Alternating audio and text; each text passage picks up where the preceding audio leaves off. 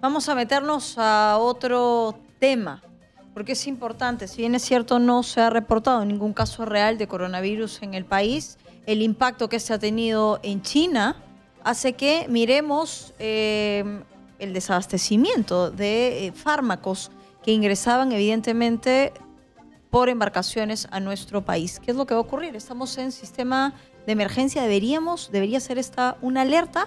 Lo vamos a conversar con el doctor Mario Carguapoma Yance, doctor en farmacia y bioquímica, quien está esta noche con nosotros. Doctor, mil gracias por aceptar la invitación. Bienvenido.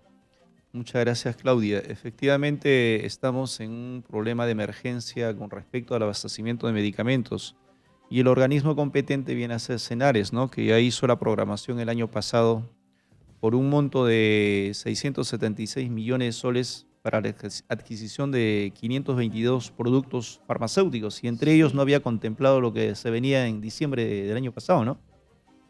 Ahora, a ver, ¿es real el impacto del coronavirus o se trata de, nuevamente, una información que no está llegando correcta, sobre todo en el tema del desabastecimiento? Como una pandemia en algún momento al Perú va a llegar, sin embargo, no con la dimensión quizás que se está viendo en estos países asiáticos o en Europa, ¿no? Pero esta psicosis, esta alarma o pánico ha generado de que muchas personas con anticipación vayan a ir adquiriendo ciertos productos en establecimientos farmacéuticos del Estado. Mascarillas, por ejemplo, ejemplo. ¿no? Pero lo de la mascarilla ya está reexplicado de que mínimamente genera pues un impacto de protección, ¿no? Sí. Ahora, vayamos con los fármacos. Con respecto a los fármacos, decíamos que el año pasado, en el mes de agosto, Senares hace ya la programación de compra para el 2020-21 de los productos farmacéuticos. Y la inversión que hizo el Estado es de aproximadamente 676 millones de soles. Dentro de ellos está contemplado los 522 productos farmacéuticos, pero no está contemplado estos medicamentos que sirven para poder contrarrestar o controlar el problema del coronavirus. Entonces se tendría que replantear como una cuestión de emergencia por parte del Estado dentro de esa política de salud pública preventiva, ¿no? Pero también todo esto ha generado un cierto pánico, ¿no? El abastecimiento de medicamentos en los establecimientos farmacéuticos públicos o del Estado no es la suficiente, eso ya lo conocemos, ¿no? Solamente se cobertura un 60% y un 40% está redistribuido, ¿no?, en ciertos organismos privados y también organismos semiprivados como Salud y las Fuerzas Armadas, pero un 15-10% lo ve todo lo que son libre mercado de las farmacias, ¿no? A ver, hablemos de algo importante que está ocurriendo cronológicamente respecto del tema de los fármacos en el país. Primero, la implementación de genéricos. Luego, este posible desabastecimiento y la probabilidad de que algunas enfermedades se queden en el aire. ¿Cuál es realmente la información o las enfermedades que no podrían ser coberturadas con la falta de medicamentos? Las principales enfermedades que tenemos como parte de una idiosincrasia social en el Perú, de alguna manera están coberturadas, pero no al 100%, sino solamente en un 50-60%. Okay. Ahora, el problema también es, de acuerdo al Petitorio Nacional de Medicamentos Esenciales, el Estado solo cobertura ciertos medicamentos esenciales, y más aún con el decreto de urgencia, la 007 del año pasado, que ya está en funcionamiento, está recargando a los establecimientos farmacéuticos privados para que ellos también ayuden. Pero lejos de que sean aliados... No sé qué tan ayuda va a ser, porque evidentemente el precio va a cambiar. Exacto. El Estado está tratando de regular, pero si el Estado es el primero a veces en incumplir, en desabastecer en sus establecimientos farmacéuticos, ¿no? Ya sea en los hospitales o centros de salud, entonces más aún pues el privado de alguna manera siempre le va a sacar ventaja, por supuesto. Incluso de por medio pues le saca la vuelta, ¿no?, a ciertas normatividades, cosa que no debería de ser así, ¿no? Por ello que necesitamos principalmente que las entidades fiscalizadoras regulen, No, y controlen, además ¿no? que el mensaje esté destinado precisamente a la población y a la capacidad de informarse, porque no podemos hacer una alerta de lo que aún no representa un peligro inminente en el país y dejar sin stock a las principales farmacias y demás. O sea, esto no puede ocurrir. Es que tenemos una mala política nacional de salud y política farmacéutica. Los establecimientos farmacéuticos privados deberían ser convertidos en aliados, como un centro de salud de atención primaria. En ella, el Estado debería de más bien fortalecer para que los establecimientos farmacéuticos sean por una convicción, no por una condición, ¿no? Aliados en cuanto al abastecimiento de ciertos medicamentos genéricos, ¿no es cierto? Pero el Estado, con la política que actualmente está manejando, los está chantajeando, condicionando para que a fuerza, ¿no? O porque lo obligan, tendrían que cumplir con estos requerimientos, Sí. ¿no es cierto? Entonces, por ese lado, incluso los profesionales químicos farmacéuticos, a través del Colegio Químico Farmacéutico del Perú, deberían generar un rol protagónico, pero repito, ¿no? Como aliados del Estado. El Estado nunca los ha llamado como aliados, sino más bien los ha considerado de repente como Ahora, ¿hay algo? Sí, termine, perdón. claro, como enemigos o como opositores, ¿no? A esta política que está aplicando el Estado, ¿no? Hay algo que me preocupa en las políticas que está utilizando el Estado, sobre todo en provincia. Yo hay algo que repito siempre, el Perú no es Lima.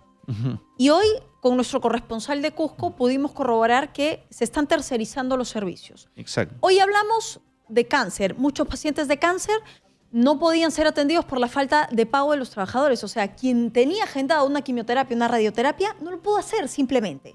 Salió el representante de la Gerencia de Salud de Cusco a decir, bueno, sí, es que hemos tenido un problema de comunicación con la empresa con la que tercerizamos el servicio.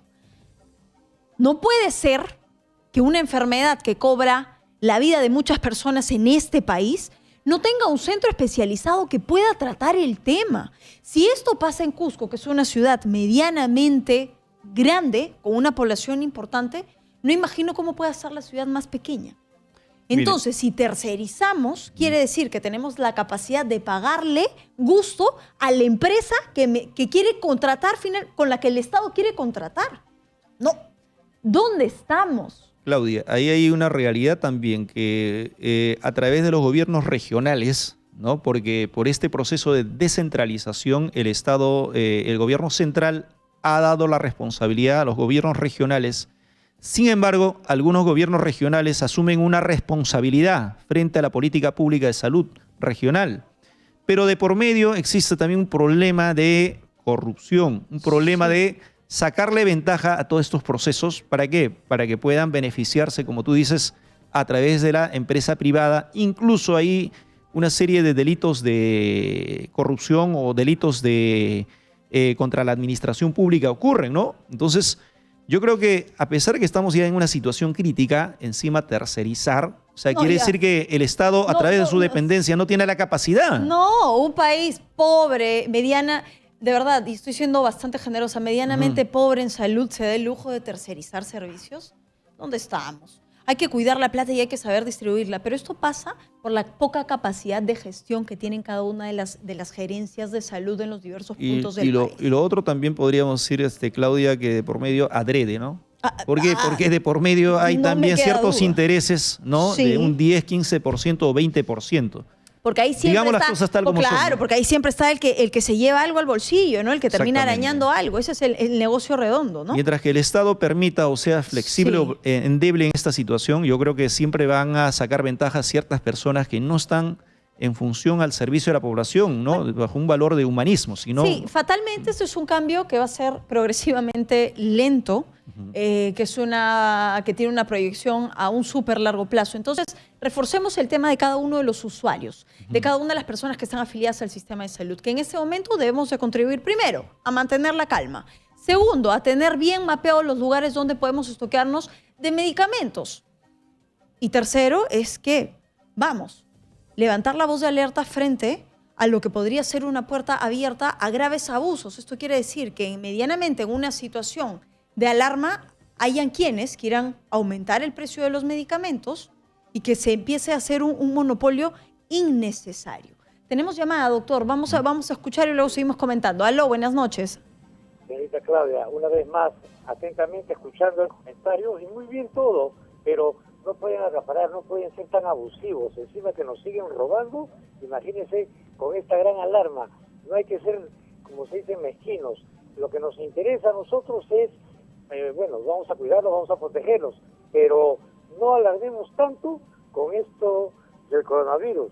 Simplemente la gente quiere aprovechar y acaparar medicamentos, las mascarillas, y cuando la mascarilla necesariamente es para otros temas más importantes, sobre todo en salud, y en el personal que también brinda y se sacrifica en los hospitales, sobre todo en la neoplástica y en el 2 de mayo. Hay bastante contagio y eso se necesita, pero están acaparando. Lamentablemente el gobierno sigue con todo este tema. ¿Hasta cuándo? No sé, la verdad es que es un dolor de cabeza y un gran sacrificio para todo el pueblo. Vergüenza, es una lágrima, el sistema de salud es una lágrima. Vamos con la siguiente llamada. Aló, buenas noches. Buenas noches, estimada Claudia. Lo escuchamos. Soy el ciudadano segundo Claudio Ojeda. Somos tocayos. Región Piura, con DNI 21403379. Díganos. A través de su espacio, me dirijo con todo el respeto que se merece el presidente de la República del Perú, Martín Vizcarra Cornejo. Señor, tome acción. No sea tan iluso a través de sus funcionarios de salud pública. Permítame decírselo en este espacio. Está usted en la mera calle. Usted no venga a decir a través de los diferentes funcionarios que hay que lavarse bien las manos cuando no hay agua en Piura. ¿Con qué nos vamos a lavar las manos? ¿Sí? Escúchalo bien, señor presidente de la República.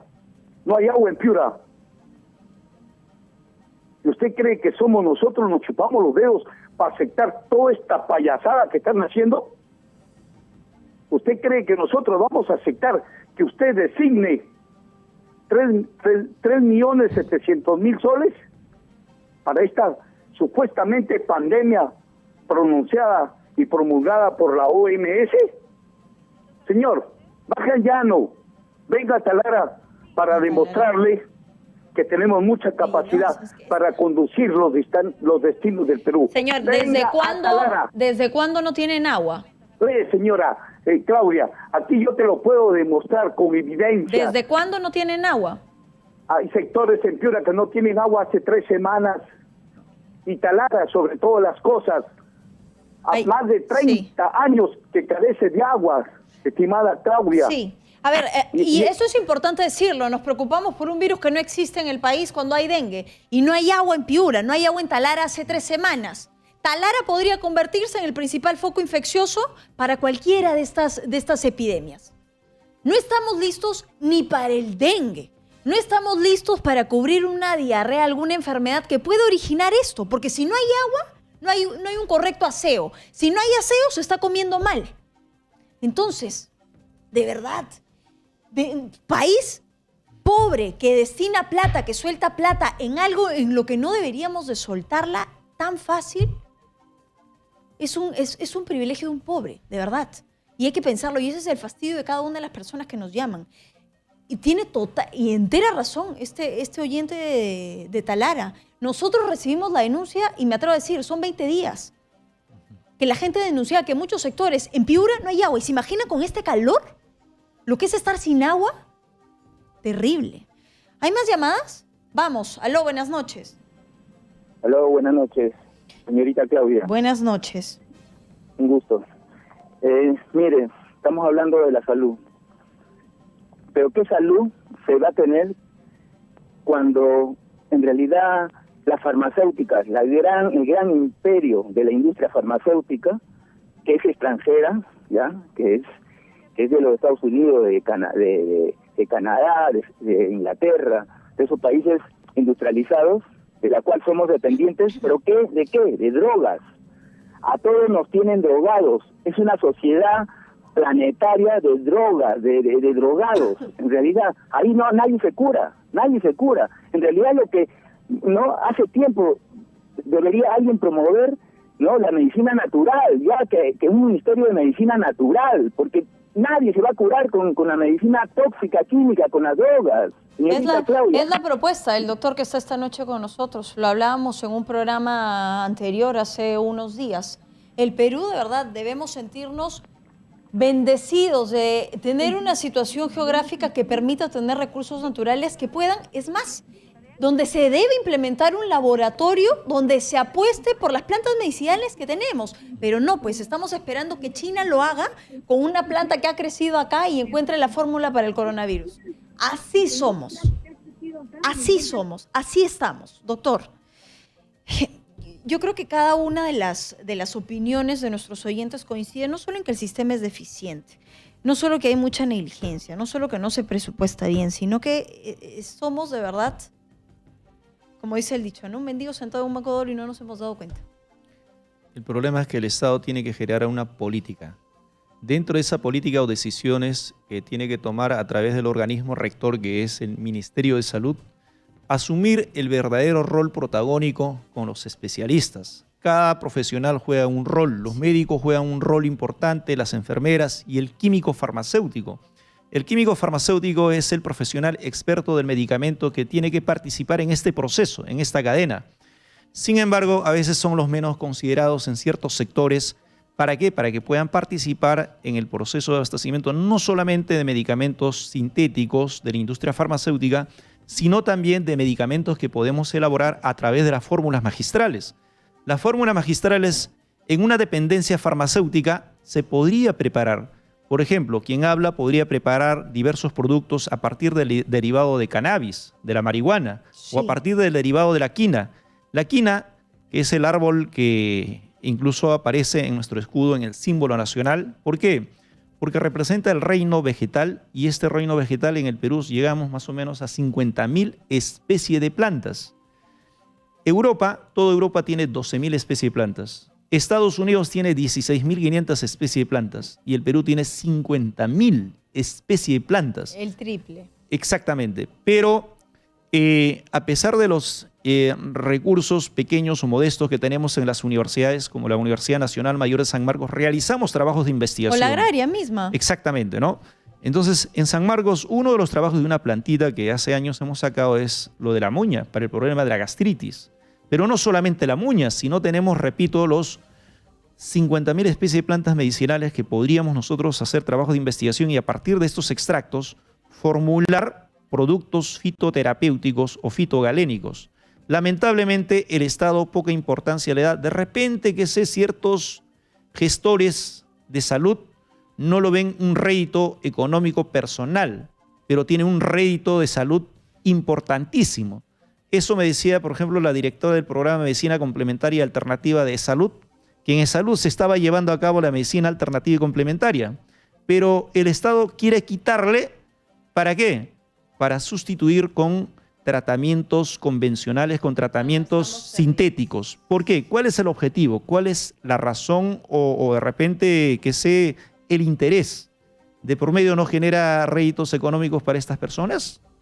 Porque exitosa. Obviamente si nosotros invertimos en productos naturales vamos a sincerar los costos de producción y los costos de llegada al público, al consumidor.